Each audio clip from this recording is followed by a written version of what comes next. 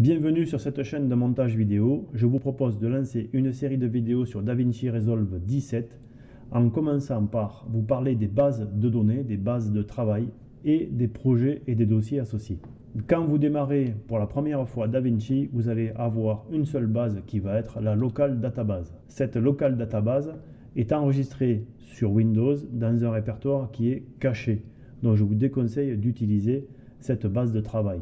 Je vous conseille plutôt d'en créer une autre.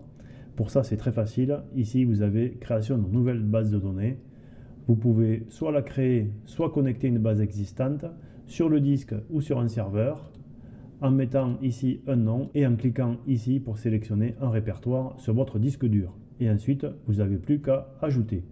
C'est comme ça que j'ai créé ma base de travail ici, dans lequel je mets toutes mes vidéos et je mets tous les dossiers de mes chaînes YouTube.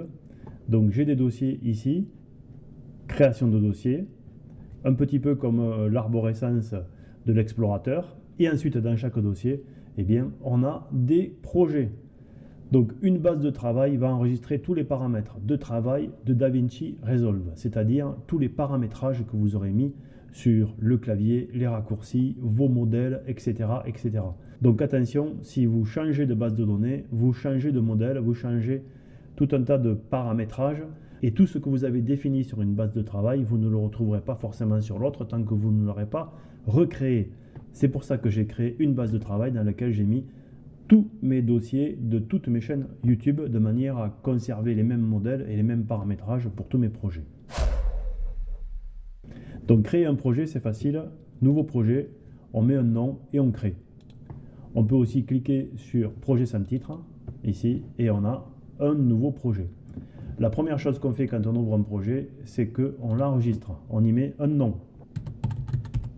Ici, je mets le nom essai. On le voit apparaître ici.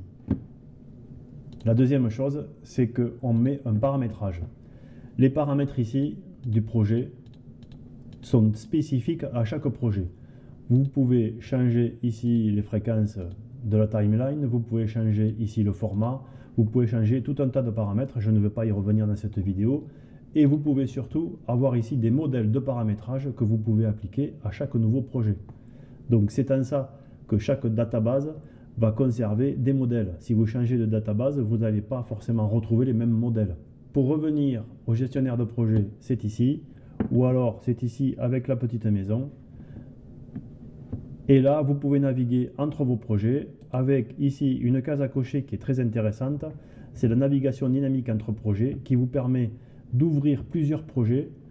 Vous voyez ici, j'en ai qu'un qui est ouvert, mais si je vais en ouvrir un autre,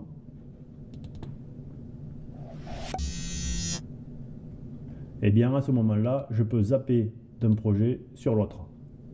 Ça aussi, ça peut être intéressant pour faire des copier-coller. Voilà, c'était une courte vidéo de présentation de DaVinci et surtout des premières étapes à faire quand on ouvre DaVinci pour la première fois. J'espère que vous avez passé un bon moment. Si c'est le cas, pensez à me mettre un pouce levé. Pensez à vous abonner et à cliquer sur la notification pour ne pas louper le prochain épisode dans lequel je vous parlerai de la fenêtre Gestion des médias.